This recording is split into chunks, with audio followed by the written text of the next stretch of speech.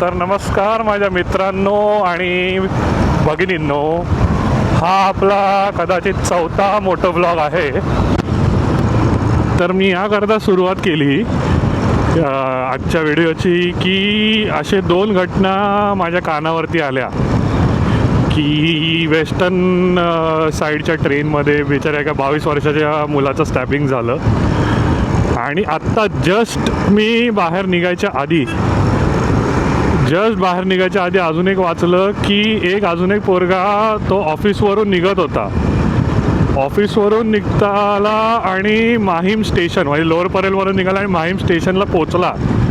माहीम स्टेशनला पोचल्यावर आता मला माहीत नाही एक्झॅक्टली काय दिलं, जे मी वाचलं आहे ते तुम्हाला सांगतो आहे. आय एम नॉट जजिंग और I am not concluding anything. तर त्याचा कुणातरी आय गेस उतरताना वगैरे धक्का लागला तर त्यांचा फोन पडला, समोरच्यांचा फोन पडला. तर त्यांची थोडी आरडाओरडी झाली की तुम्हाला भरून दे, हे दे ते दे, इन जनरल होतंच. पण मग ते नाही म्हटले. बट ऑब्विसली आता मुद्दाम नाही धक्का मारला की बाबा हा दिसला याला धक्का मारा, तर चुकून लागला धक्का, ठीक आहे.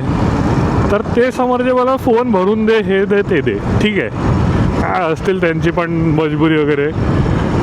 पण त्याच्यानंतर एवढं सगळं होताना पण त्यांनी त्याला स्टॅब केलं. एवढं स्टॅब केलं की तर बिचारे आता सायन हॉस्पिटलमध्ये ॲडमिट आहेत. म्हणजे क्षणात असं वाटतं की बाबा चला आता लॉग आउट झालं, मस्त घरी जाऊन झोपायचा, आराम करायचा. काय म्हणजे आज काय झालं माणसांच्या आयुष्यावरती उठलेत हा. आणि हेच फक्त स्टॅबिंगच नाही, दिल्लीमध्ये पण, not Delhi, I am not sure about the state or the city, but यार एका कॅबवाल्याने 6 वर्षीय मुलावरती अत्याचार केला. म्हणजे त्या मुलीला समजत पण नसेल काय होतंय, तर तिच्यावरती तुम्ही बलात्कार केला. म्हणजे तुमची डोक्यालिटी कुठे चालली आहे तुमची, काय विचार चाललेत तुमचे. नाही ह्याच्यावरती कुणाला ब्लेम नाही करणार किंवा काय कन्क्लूड नाही करणार किंवा हे, मी जस्ट एक अवेअरनेस बाबा, तुम्ही लहान मुली, नॉट ओनली मुलं पण लहान मुलांना थोडं लक्ष द्या. ते कुठे काय असं नाही म्हणत आहे की ती पूर्ण सक्तीच करा, कुठे चालला, काय चालला, कशासाठी चालला, हे चालला, बट थोडं लक्ष ठेवा, थोड्यापेक्षा जास्त थोडं. आणि ठीक आहे यार, प्रत्येकाचं कोणाकडे फ्रस्ट्रेशन असतं. तर याचा अर्थ हा नाही की तुम्ही समोरच्याला मारून टाकाल किंवा जीव घेणं हल्ला कराल. पण या थोडंफार समाजाने पण जपून राहायला पाहिजे. प्रत्येकच्या वेळी नडानडी किंवा भांडाभांडीवर गेलंच नाही पाहिजे. ठीक आहे, सॉर्ट आउट करा, अरे यार सॉरी, हे ते सोडून द्यायचा विषय. आणि समोरच्याने पण जेव्हा समोरचा सॉरी बोलतोय ते ॲक्सेप्ट करून पुढे, ठीक आहे तुमचं नुकसान झालं असेल, काय असेल, तुम्ही सॉर्ट आउट करून जे काय शांतपणे बोलून ते जर समोरच्याची सॉरी बोलताय तर तुम्ही कन्क्लूड करू शकता. बट तुम्ही असं नका करू किंवा समोर त्याची पण कोणतरी घरी आई वडील बहीण भाऊ पोरगी पोरगा कोणतरी वाट बघत असेल घरी, तुम्ही असं नका करू. किंवा इव्हन लहान पोरगी बाबा माइंडसेट सुधारा थोडा. तुम्ही जाऊ दे आता काय बोलू बाबा, किती पण बोललं तरी माइंडसेट सुधारत नाही. रोज नवीन गोष्टी ऐकायला भेटतात.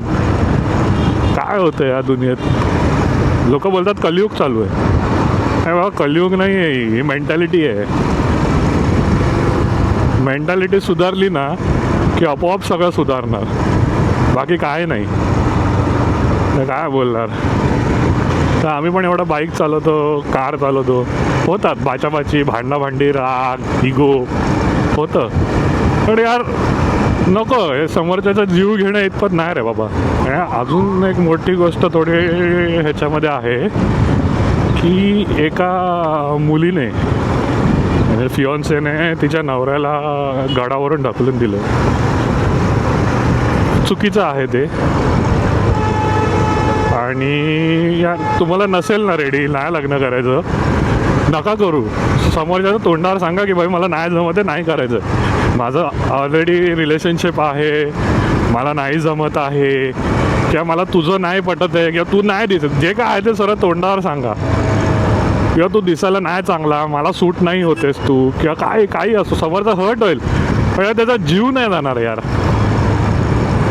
आणि असंच नाही की मुलीसुद्धा मुलींनासुद्धा बाबा, तुम्ही तुमच्या बहिणींवरती की आईवरती किंवा कोणी पण मैत्रीण गर्लफ्रेंड त्यांच्यावरती काय झालं की तुम्ही धावून जाता, बट मग तुम्ही तुमच्या ह्याच्यावर तुम्ही काय असे क्रूर हे करता की तुम्ही लग्न झाल्यावर मारता,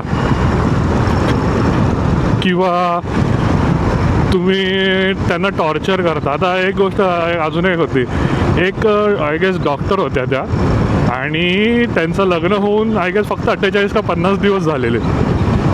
त्यांच्या घरी त्यांच्या मिस्टरांनी CCTV लावले, त्यांच्यावरती नजर ठेवायला. कुणाशी बोलायला गेल्या तर त्यांना मारायचे, हात उचलायचे. असं नाही की मुलांना फक्त, मुलींना पण त्रास सहन करावा लागतो. त्यामुळे नको यार, भीती वाटते आता की बाबा लोकांच्या आयुष्यावर उठलेली आहेत. जी लोक आधी बाबा खुश व्हायची का भाई, मित्र भेटला, परिवार भेटला, सोबती भेटला, आता यार एकाच भाई काय माइंडसेट चाललं ना, काय समजत नाही. असं वाटतं ते आता नर्सरी राईम वगैरेपेक्षा ना ते नर्सरीमध्ये अवेअरनेस स्प्रेड करून अशा काही गोष्टी शिकवायला, की बाबा सेल्फ डिफेन्स, कराटे, अशाच सगळ्या गोष्टी शिकवायला लागणार आहेत, तर जाऊन बाबा कुठेतरी सर्वाईव्ह करू शकू. आणि याच्यावरती अशा गोष्टींवरती ना फक्त उत्तम उपाय म्हणजे मेडिटेशन, सर्वात इम्पॉर्टंट आणि सर्वात काय बोलतो जालिम उपाय मेडिटेशन, ज्याने तुमचं माइंड पण काम होतं आणि तुम्हाला जो राग किंवा हर्ट काही झाला असेल ते काम होतं, आणि तुम्ही ब्रॉडर माइंडने ह्याच्याने तुम्ही विचार करू शकता. मी फक्त माझं मत मांडलं, ह्याच्यावरती मी काही कन्क्लूड करत नाही आहे किंवा कुणाला पिनपॉईंट करत नाही आहे किंवा कुणावरती बोटं उचलत नाही आहे किंवा कुठच्याही जेंडरवरती काय बोलतं आपलं नाव ठेवत नाही आहे. It is all about opinions and या all about self choices. So ठीक आहे, कंटिन्यू करूया आपण आपली राईड.